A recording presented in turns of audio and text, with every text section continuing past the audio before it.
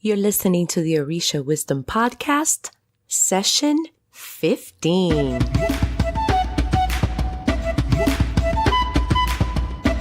Welcome to the Orisha Wisdom Podcast, where positivity and spirituality create an enhanced life's journey with the wisdom of Ifa and Orisha. I am your host, Iya Omileti Olubumi.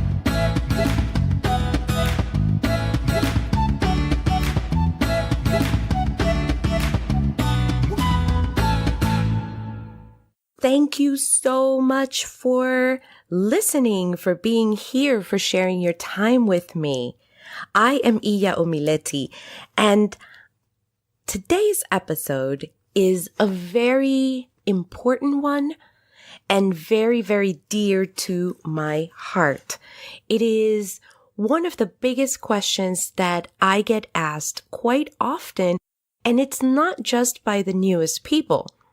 This was something that I did quite a bit when I was much younger in the traditions. When I was in Alejo, I wanted to get down and do this. So today's episode is, I am new and I want to divinate. So with that, let's get started. When you are new to the traditions, okay, and even not so new, you may sound like this. I want to know this. I want to know that. I want to learn everything. But one of those things that you want to know how to do is to, dun dun dun, divinate. It is such an important part of our traditions to divine. That is how we communicate with our entities, let's just say that, our deities, our energies. I think that's a better word. How we connect to the correct energies so that we are guided wherever we need to go. What you do now? I don't know. Let's see. You may go out and purchase the OB book. It is well known to give you step by step to divinate, right? And then you buy it, you go to your 200 Facebook groups and your 100 forums, and you scour there all these things. Don't forget YouTube, because you have to, look at a bunch of YouTube videos on how to divine. And then you are feeling confident. What do? You go to the Botanica, of course, and you're going to buy yourself some shells. Or, you might just go to the corner store and get yourself a coconut or two so that you could start chopping it off and hacking it so that it looks like it did in the video. Okay? And then you go in front of your stone, which you picked up at the park with so much love. And this is your Eshu now. Or you go in front of your warriors, or you go in front of your Boveda, and you are ready to divine. You print out some prayer that you got from somewhere, and boom, you are ready to go. And then you start.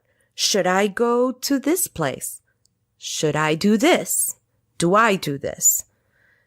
And let the shells fall where they may.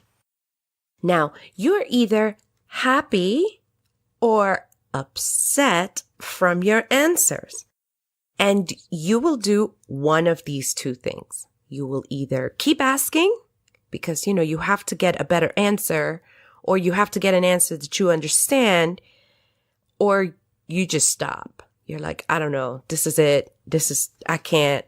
I'm just going to take this for the value that it is. It said that, no, I am not going to do this, or no, I'm not going here, so I'm not going to do it. End of story, right? My question always has been, how do you know that this was done right? So usually I get well, it's very easy. It's a yes or no question. The 2 up, the 2 down means yes. The all up, that means yes with blessings. The 3, the ones that are face down, they're, showing you 3 face down and 1 up. That means no. And the 4 downs mean heck no. So it's right? So I have a story for you. This is not my story, I promise, but it is one of the best stories that show what I'm trying to convey. So this happened to my husband. So somebody called him and said, Baba, I need to speak with you right away. This is all wrong. I need your help. I need to come in for divination. So of course, he's like, well, what do you need? This is urgent. This is urgent. What happened? And they arranged a timing. And of course, she's desperate. She's falling apart. She's crying. What happened? She says, well, Baba, I went to Eshu and I asked Eshu, should I pay my rent? But Eshu clearly said no. So of course I didn't pay my rent. I asked again the next month. And again, Eshu said no. So now I'm being evicted from my apartment. I was not there for that reading. I can't tell you what happened. I don't know how my husband just kept his face straight because yes, the answer was no. But should that have even been a question to ask? Of course you have to pay your rent, your mortgage, your bills. You have to pay those. Why would you ask whether these should be paid? I think that she needed to do something else and she wanted to allocate funds to something else. And, she went to Eshu. She wanted to know what he thought. And he thought that she should not pay it.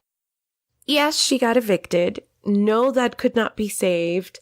But the question and the lesson here is sometimes you may know the mechanics of divining, but there's a lot more that goes to that.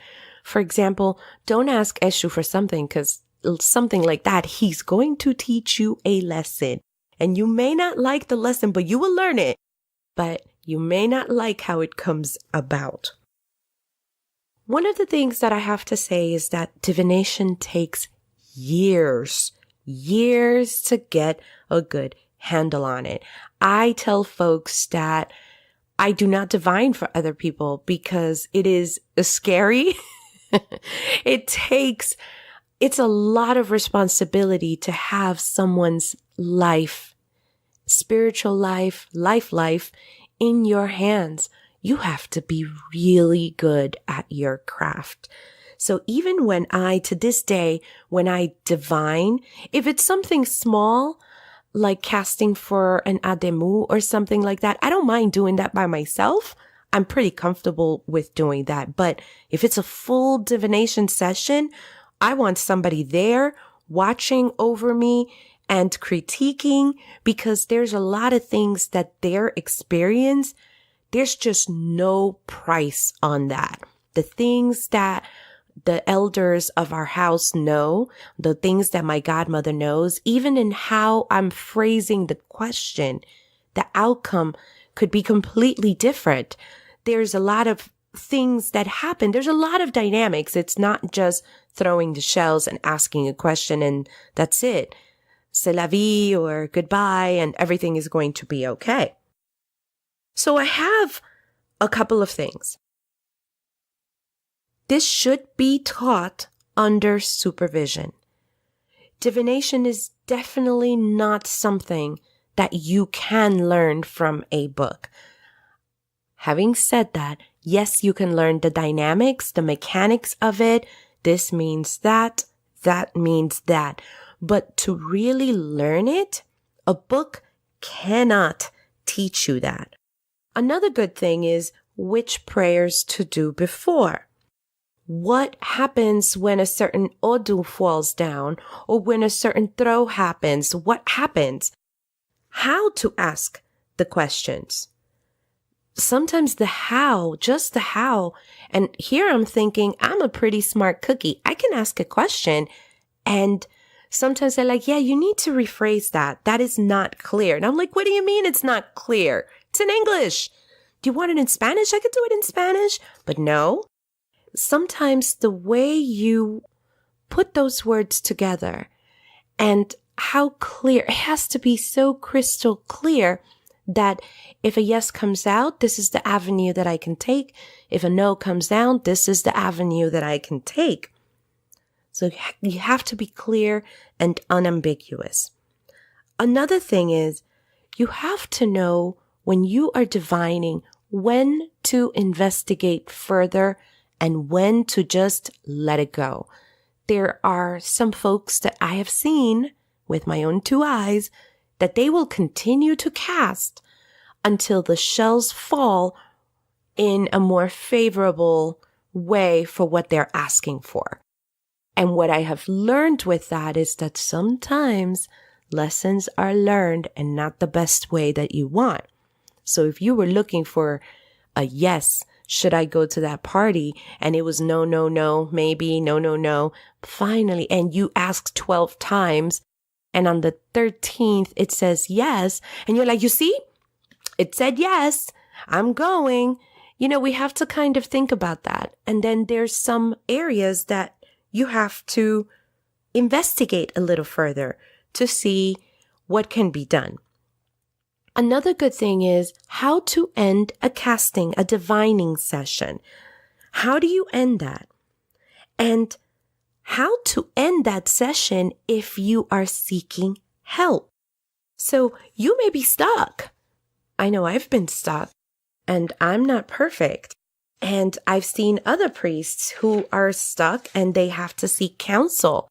This doesn't make them any less priests. It's just when you've hit your wall and you need some help. So how do you do that? And no matter how thorough the book, experience cannot beat the value and the price than any book or video. It has to be something that you are learning under someone else, under the tutelage of someone else. These traditions are communal. And I tell folks, some folks are like, well, I'm not ready to go to the community, I've been told. Other people is, well, some people in the community are not the best, so I'm going to stick this one out by myself and I'm just going to do this and do Orisha by myself. And I'm here to tell you, these traditions are communal. Your experience is all your own, but you need a community. You need priests in order to make this whole thing move the way that it is intended. So you need folks there to help you. Like I said before, this is not like a solitary witch. You really cannot do this by yourself. You need folks, especially when you are learning. Your focus needs to be developing yourself, developing your connection with your ancestors, and reaching out to the best spiritual house for you. Which brings me to the next point that I have. You have to find a good priest to teach you how to cast. This could be classes that you take. And I've seen some great classes. They're done with obi, with the coconut pieces, and also with the shells. I've seen really good classes where the priest is there and the students, and it's very few of them. It's not a whole class of 500 students or 50 students, 10 or less. And everybody has their own shells or their own coconut pieces. And it's been, from what I understand, it's been a very, very good experience for those people who have taken it. Some folks have brought in their issues, and it has been real questions asked, real things, and they're all going one by one because the experience of it, of what to ask and how to cast and how to go to the next question, because it's not just one question you're going to ask. After that, what's going to happen? You have to come there with a plan. So you can find somebody who will teach classes, and these are very good, especially if they're working with you. And I have seen some virtual classes, but they are watching what you are doing, what you're asking, what came out. And of course, the live ones that are done with you and the priest right across from each other are amazing. So that's one way. Of course, you can, if you have a godparent, definitely go to your godparent.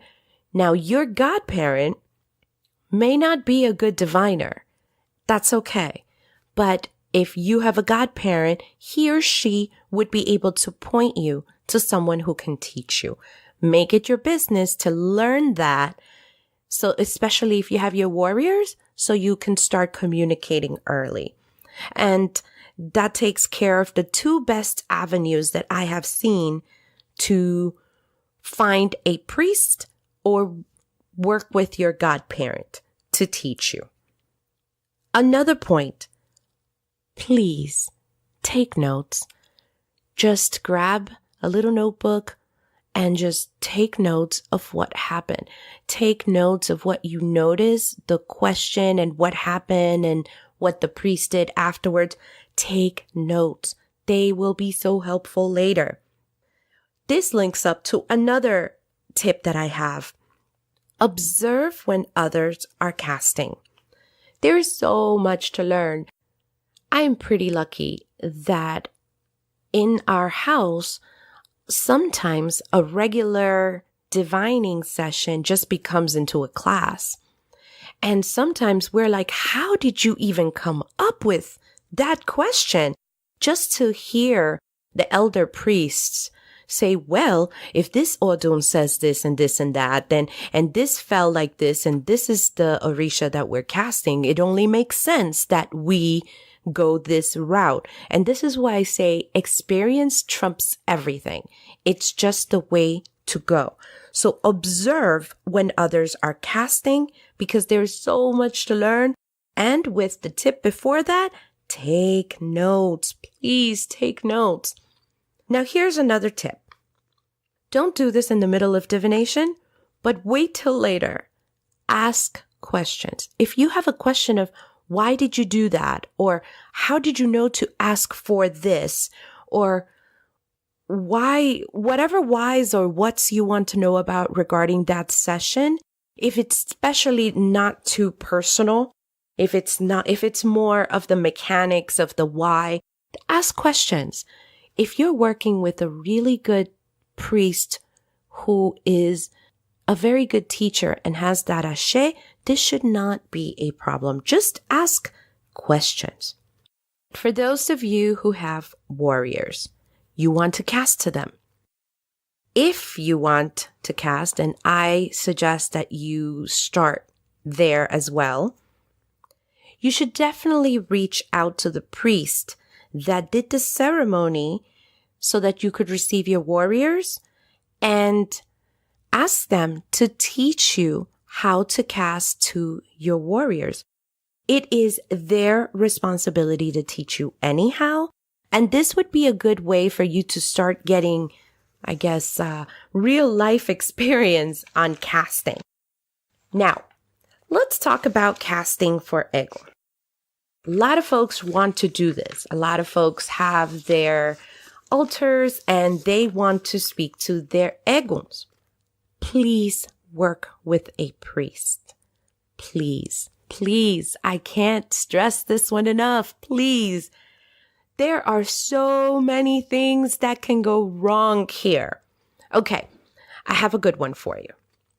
So you're casting to, Auntie Bertha and Grandma Maria and Uncle Bart. I couldn't think of a male name. I'm sorry. So here's the question. How do you know who is answering you? How do you verify that? We just don't know. This is where an experienced priest can really help. And I don't encourage folks to cast to their Eguns for divination sessions because there's so many variables that you need a lot of time and experience to work with them.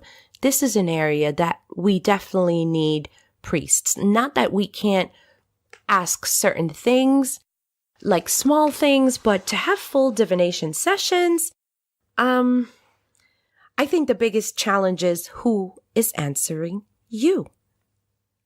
And how do you verify that? So I have another situation for you.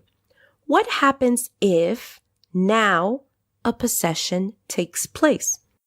Let's just say your casting skills are not all that great. You're way too slow. You're just thinking too much of the question and they want to make an appearance.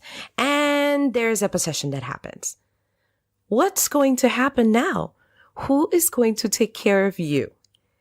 How are you going to get out of that? What if it's one of those full possessions that you're knocked out and that's it? You're knocked out. Or if it's one of those possessions that you're conscious, but they have control of your body. So what's going to happen next? You've basically called them. So what now? What if they decide to hang out for 6 hours and you were supposed to be at work, 2 hours ago? There's a lot of things to consider, which is why this religion is a very spiritual tradition, but it should be done with respect.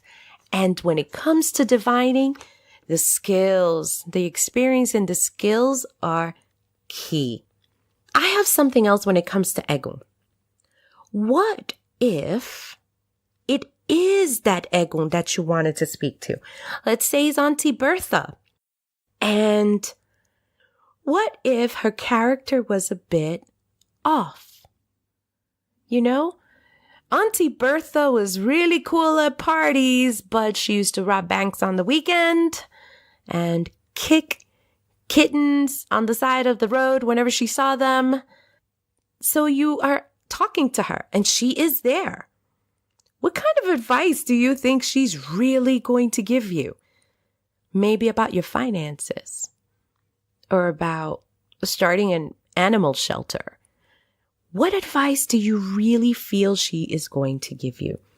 A lot of folks really think that because a person dies, that's it.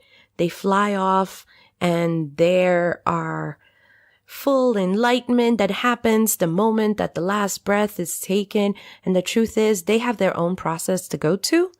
And a lot of them still have their own challenges that they had when they were alive. So now you have to also take into account the moral character of that Egun. That is, if you verified that it is that Egun. So now you have to work on what type of advice do you really think Auntie Bertha is going to give me about, maybe saving my money or investing it or starting a business?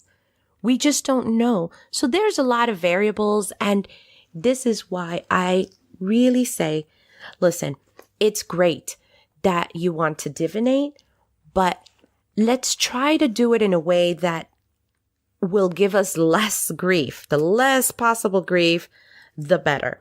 So here are basically the 5 big points when it comes to divining. 1, you have to seek a teacher. Seek a priest. It doesn't have to be your godparent. If you don't have one, you can just find a priest that teaches, and there are many that have excellent classes out there. So find a good teacher. Number 2, observe. If you do go to any type of event, check it out when they're casting. Even if they're casting on, what Ademu is going to be given, perk up your ears and just observe. Observe how things are done so that you can use this as experience for yourself. 3, take notes. Take notes because you will have forgotten. Find out so this is how it came to this, and you jot that down. Take notes. They will be priceless for you later because how you understand the world is very different how I will understand the world or the person next to me. So take notes. 4, ask questions. Ask questions. You have to ask because sometimes you just don't know how they got there. And this may have been, a priest of 20 years and you've seen him just, do something really quick. And then how did you come to that? Ask him. You might be very pleasantly surprised that they're willing to share with you on how that came about. Maybe they had learned 10 years ago about this pataki, and that's how he knew to ask for something. There's a lot of things that go into play when it comes to divining. And the last, when it is your turn, practice. And you practice, and I don't mean with major questions. You practice if it's with your warriors, practice doing small things. And this you need to do with a priest. We have come to the end of this episode, number 15. Oh my goodness, 15 episodes. Thank you so much for listening, for hanging out with me. For show notes, please go to www.orishawisdom.com/session 15. All of the notes and the little 5 steps and even the link to the Obi book, because it is a good book, will be there. If you are interested in joining our community, definitely check us out. We are at www.facebook.com/groups/Orisha Wisdom. That is, or you could just look for the Orisha Wisdom community on Facebook. Again, thank you so much. May the elevated ancestors and all Orisha bless you immensely. Until next time, Odabo! Thank you for listening to the Orisha Wisdom podcast. Be sure to check out the show notes at orishawisdom.com/podcast. Can't get enough of Orisha Wisdom? Check us out at orishawisdom.com and subscribe to our community. Remember, the wisdom of Ifa and Orisha is all around us. Be blessed, and until next time.